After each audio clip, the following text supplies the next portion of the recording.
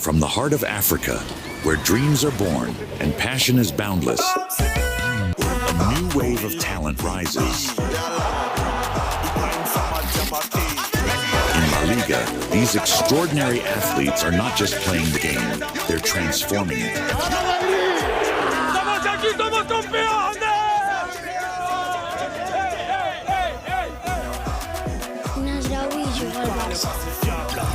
Danny Rodriguez, the man chasing, it's Lamine Yamal! What a magnificent goal that They is! shine on the world stage. Watch as they redefine football, inspire millions, and make history. La Liga, where dreams become reality. This is Rapid Broadcasting missing out on Network, RBN. We connect people, power stories, and amplify voices. On Rapid TV, we're rooted in culture and your window to the stories that matter. From news to lifestyle, we inform, entertain, and uplift.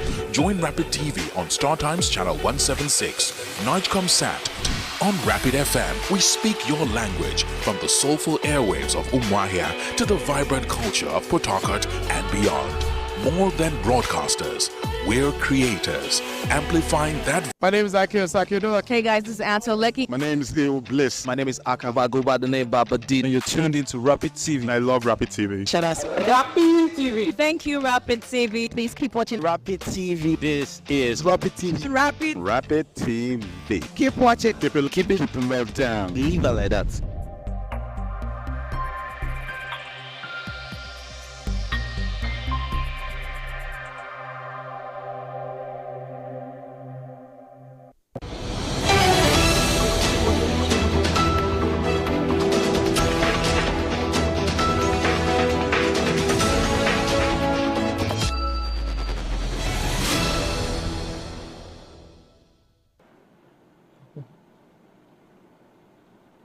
Good afternoon and welcome to Rapid TV News. I am Martha Alu. And in the headlines, President Tinubu targets renewable energy partnerships in the UAE. The federal government budgets 6.4 billion naira payroll for Idul Ajakuta Steel. Nigeria to invest $460 million World Bank loan in fiber infrastructure. Trump signs emergency order to protect U.S. health revenue from Venezuelan oil. And Brighton knocked troubled Man United out of FA Cup. Details of these and more will come to you in the bulletin.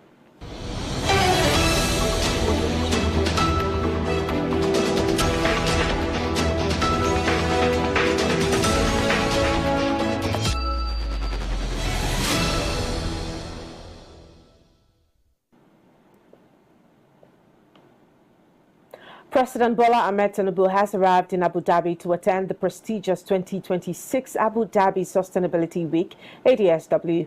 President Tinubu was received by Sheikh Shakboth Nahan Al Nahyan, Minister of State in the Ministry of Foreign Affairs. President Tinubu is visiting the UAE at the official invitation of His Highness Sheikh Mohammed bin Zayed Al Nahyan, President of the United Arab Emirates. Participants will address critical issues regarding energy innovation and the financial infrastructure required for renewable energy transitions. The visit underscores the strengthening alliance between Nigeria and the UAE, particularly in the sectors of green energy and economic cooperation. During the summit, President Tinubu aims to position Nigeria as a leading player in sustainable development, seeking to attract foreign investment and foster partnerships that align with Nigerians' national growth objectives. The 2026 edition, with the theme The Nexus of Next, All Systems Go, focuses on bridging the gap between climate ambition and tangible action through three primary pillars: innovation, finance, and people. The Senate President Godswill Akpabio has said that the federal government and the National Assembly are committed to restoring Nigeria as one of the most peaceful and secure countries in Africa. Akpabio was represented by the Deputy Chief Whip of the Senator, Peter Nweboing, at the Interdenominational Church Service for the Armed Forces Remembrance Day 2026 held in Abuja on Sunday. He said the government was focused on building a peaceful and secure environment that would allow present and future generations to thrive.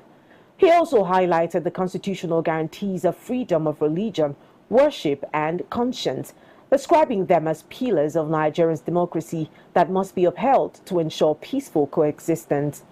Akpabio paid tribute to members of the armed forces who lost their lives in the line of duty, saying their sacrifices remain the foundation for the country's unity, peace and progress.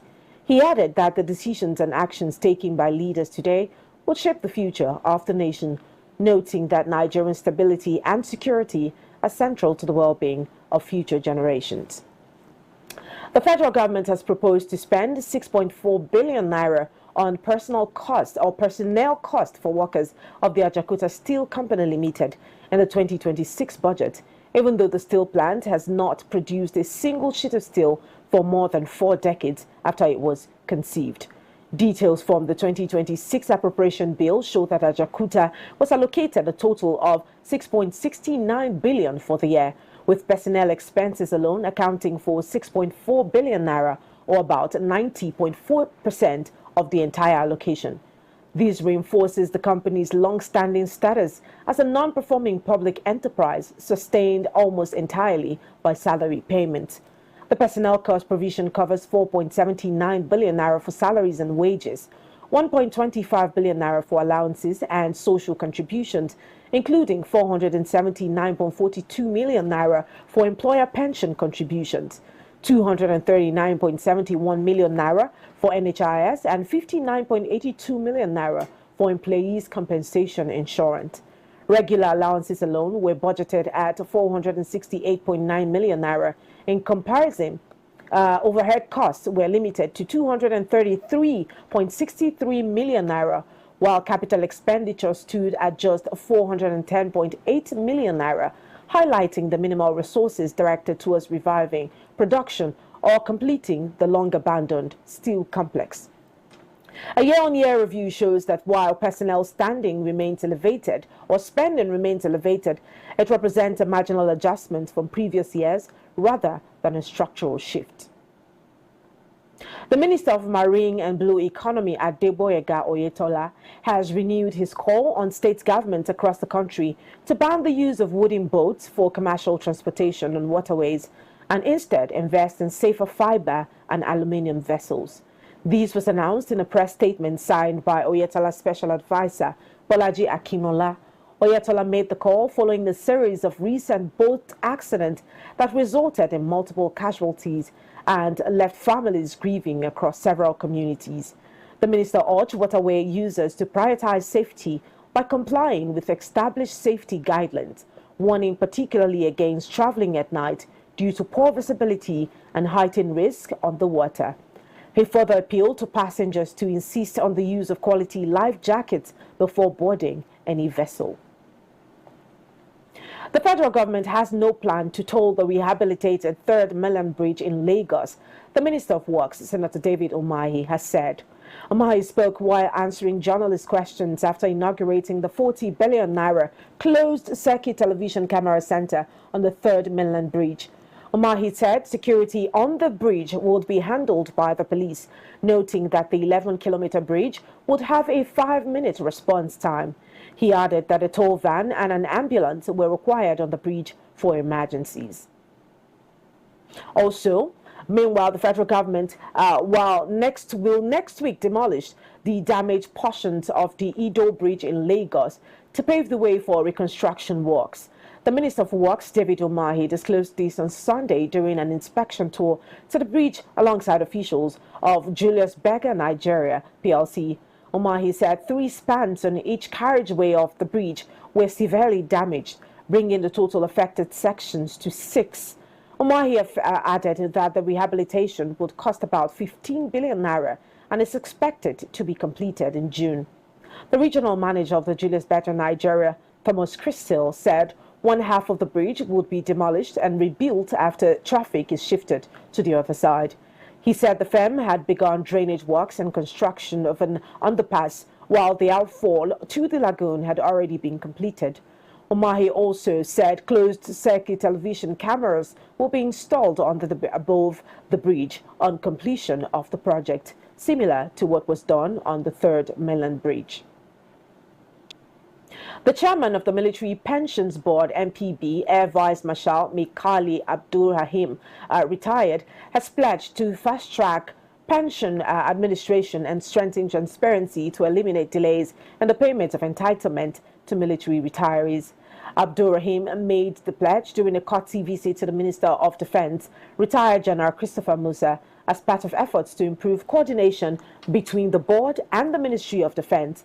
In a statement, the board's public relations officer, squadron leader Aliyu Mohammed, said that the engagement was aimed at removing bureaucratic bottlenecks, aligning policies and improving the speed and accuracy of pensions payment to retired military personnel and their next of kin. He explained that the board was advancing reforms to modernize pension process, enhance accountability, and improve service delivery across all categories of retirees.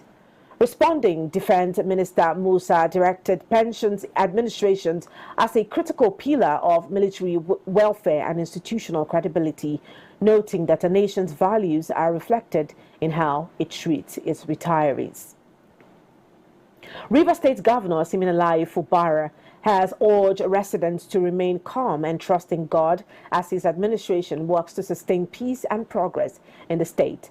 The governor made the call while speaking at a special interdenominational church service held in commemoration of the 2026 Armed Forces Celebration and Remembrance Day at the Sea Prince Anglican Church, Port Harcourt, on Sunday. Fubara emphasized that his calmness and composure come from his faith in God, who gives him confidence and strength. He noted that there is no need for panic or agitation when one is anchored in divine authority. He assured the people that the central objective of his administration remains the entrenchment of lasting peace across Rivers State, adding that the government is committed to achieving this through faith and responsible leadership. Still on the news, an 80-year-old ex-convict, Jeremiah Isaiah Nkanta, has been rearrested for allegedly returning to the illicit drug trade barely 3 years after serving a 2-year jail term for a similar offense. Nkanta was apprehended on Saturday, January 10th, 2025, at his Manta Abak village residence in Akwa Ibom State, where operatives recovered 5.7 kilograms of skunk, a string of cannabis. In a statement on Sunday, the Director of Media and Advocacy, Femi Babafemi, said the man was first arrested on December 14, 2022, prosecuted and convicted by a federal high court in Uyo, but was not ready to let go of the old habit. In another operation in Akwa Ibom, a 37-year-old businessman, Ani Onyebuchi Romans, was intercepted along the Oron Ibaka Road while traveling with full-body mannequins for his clothing business. A search revealed the mannequins were stuffed with 5.3 kg of tramadol pills. Babafemi said the suspect was cleared. To come right after the news, we have a more update. Please stay with us.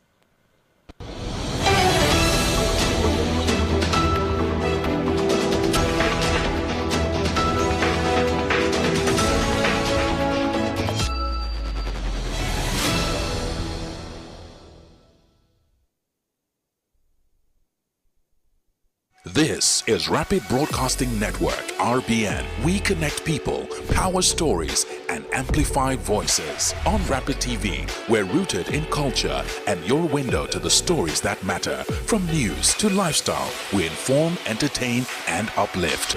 Join Rapid TV on Star Times Channel 176, Nigecomsat. On Rapid FM, we speak your language from the soulful airwaves of Umuahia to the vibrant culture of Port Harcourt and beyond. More than broadcasters, we're creators, amplifying that voice within with powerful content across TV, radio, and digital. Join us at rbnradiotv.com and all our social media handles. One network, one voice. Rapid Broadcasting Network, RBN. The sound of your city, rooted in truth, driven by impact. Correro, your front row seats to the most pressing issues from the corridors of power to the heart of our communities. We bring you unfiltered insight, fearless journalism, and the conversations that matter. And I invite you to this big conversation table as we analyze the top stories, ask the tough questions, and hold power to account. News that informs, analysis that empowers, debate that drives change. Correro, the big conversation, every weekday at 7 p.m. only on Rapid TV. Are you missing out on interviews, music, entertainment, thought-provoking discussions, and more? Don't sweat it, man. We've got you covered. No matter where you are, be part of the action 24/7, online and live. Caesar Radio. On Facebook, it's Rapid FM Umahia. On Instagram, it's official Rapid FM. And on X, it is Rapid FM 965. Tune in to Rapid 96.5 FM or listen to us live on our website at www.rapidfm965.com or radiogarden.com. Better yet, get our mobile app from the Google Play Store. Catch the pulse of the Southeast on Rapid 96.5 FM, the sound of your city. Hey, Oyanam, all Caesar Radio.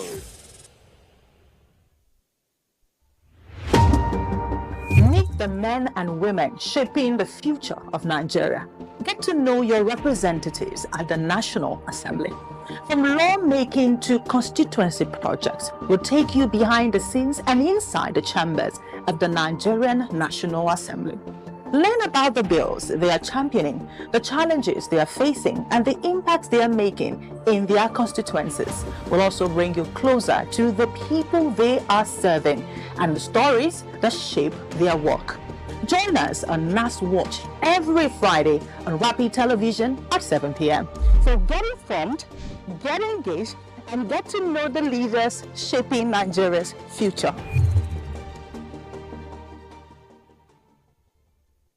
From the heart of Africa, where dreams are born and passion is boundless, a new wave of talent rises. In La Liga, these extraordinary athletes are not just playing the game, they're transforming it.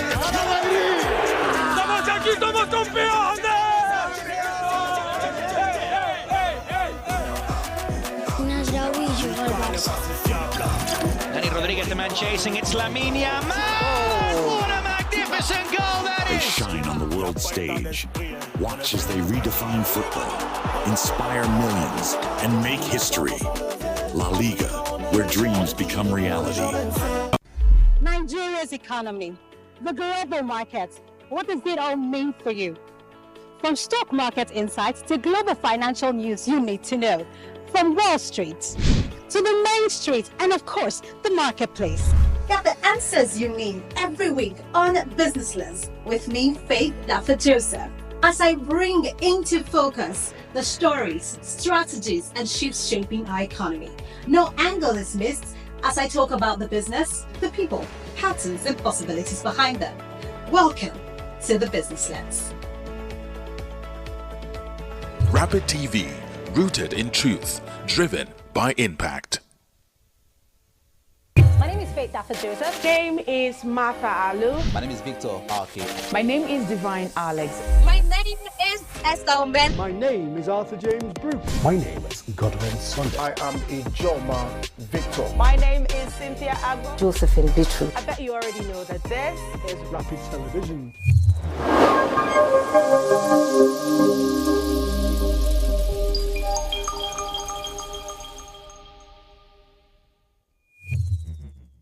My name is Aki Osakiodo. Hey guys, this is Anto Lecky. My name is Leo Bliss. My name is Akava, go by the name Baba D. And you're tuned into Rapid TV. And I love Rapid TV. Shout out Rapid TV. Thank you, Rapid TV. Please keep watching Rapid TV. This is Rapid TV. Rapid TV. Keep watching. Keep it down. Leave it like that.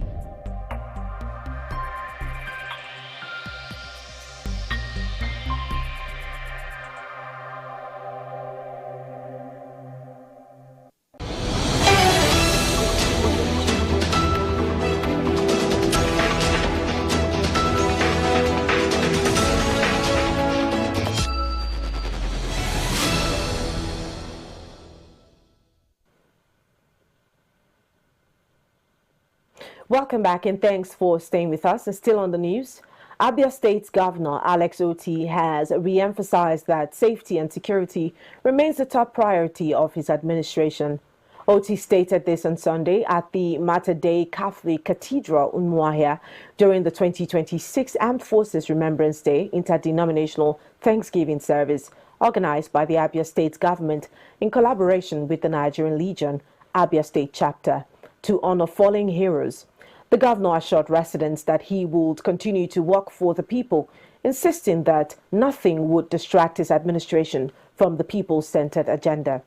He further assured that 2026 will be a remarkable year for the state, noting that significant changes were already taking place and will be sustained, particularly with the implementation of the ambitious 2026 budget. The governor extended condolences to families of deceased members of the armed forces and encouraged them to remain strong. Commuters returning to Anambra State from other parts of the southeast after the Yeltude were left stranded at various motor parks on Sunday as transport fares skyrocketed by over 200%. According to reports, major motor parks in the state revealed that both interstate and intrastate fares had increased sharply, a trend that began on Tuesday. The surge was attributed to the expected high number of passengers and the limited availability of commercial vehicles, particularly students returning to schools. At Ezeoka and Starsoni motor parks in Onitsha, travelers heading to Owerri were charged as much as 8,000 instead of the usual 3,500, while fares to Aba rose to 10,000 from 4,000 naira. Commuters traveling from Awka to Enugu paid over 6,500 instead of 3,000 naira, and those journeying from Onitsha to Awka were charged 4,000 naira, up from 1,500 naira. Interstate commuters were equally affected. Passengers traveling from Upper Iweka and Ihiala paid 3,500 instead of 700, while other short routes that previously cost 200 to 500 naira were now as high as 1,000 naira, sparking quarrels between passengers and drivers alike.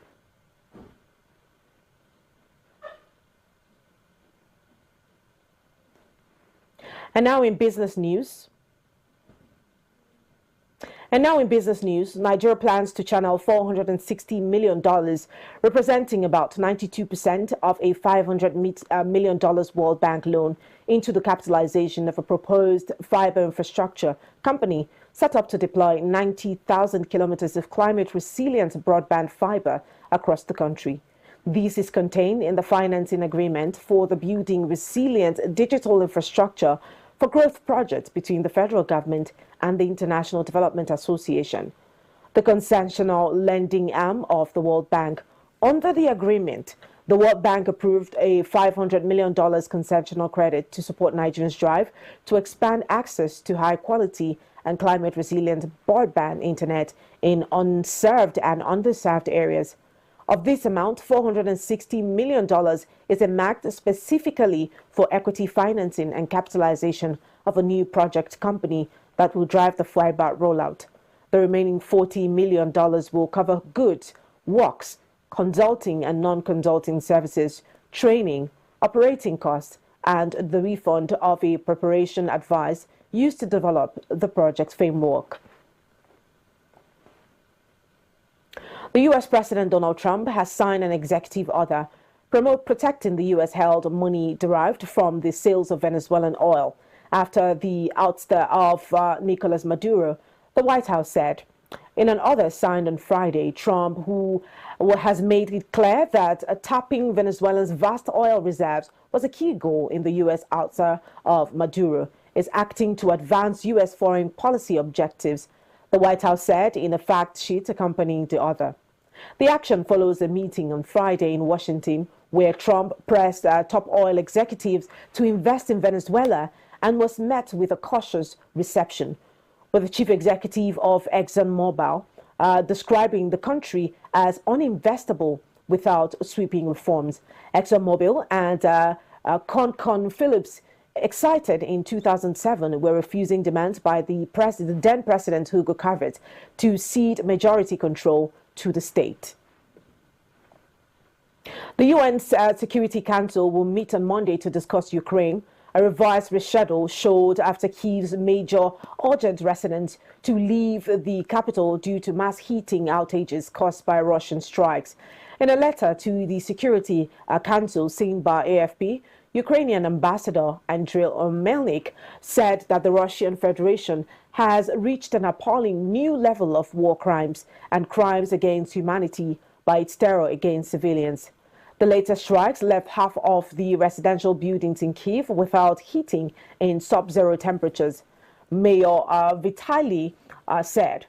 The Kremlin also confirmed firing of Orishing ballistic missile on Ukraine for the second time since the war began in February 2022.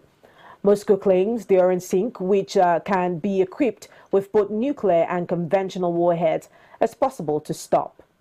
Ukraine's request for the emergency UNSC meeting was supported by 6 members: France, Latvia, Denmark, Greece, Liberia, and the United Kingdom, diplomatic sources told AFP. And now in sports news, Manchester United's problem mounted as the managerless Red Devils crashed out of the FA Cup after 2-1 defeat against Brighton on Sunday. Brajan grew there, but Brighton ahead in the first half at Old Trafford, and former United striker Danny Welbeck netted after the break. Benjamin Sesko's replies came too late to save his side from the third-round exit as United teenager Shelesi was sent off in the final moment. United were barraged by jeers from furious fans following the latest miserable result in another troubled season. Caretaker boss Darren Fletcher has failed to stop the rot following Ruben Amorim's shock sacking on Monday, with United looking to appoint an interim manager until the end of the season. And now, world number 1, Ariane, warmed up for a tilt at the third Australian Open title in 4 years in ominous fashion by winning her second successive Brisbane International crown on Sunday.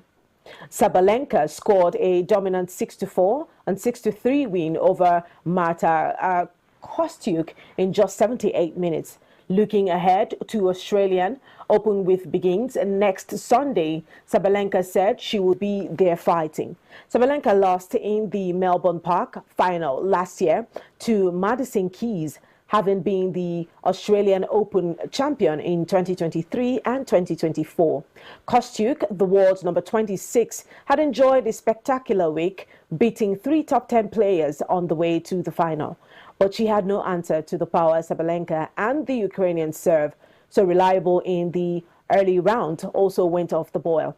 Sabalenka was rarely troubled on her own delivery and faced only 3 break points. And now to end the news, here is a quick recap. President Tinubu targets renewable energy partnerships in the UAE. The federal government budgets 6.4 billion naira payroll for idle Ajakuta Steel. Nigeria to invest $460 million World Bank loan in fiber infrastructure. Trump signs emergency order to protect U.S. held revenue from Venezuelan oil. And Brighton knocked troubled Man United out of FA Cup. Thanks for joining us on the news. I am Martha Alu. Have an amazing day ahead.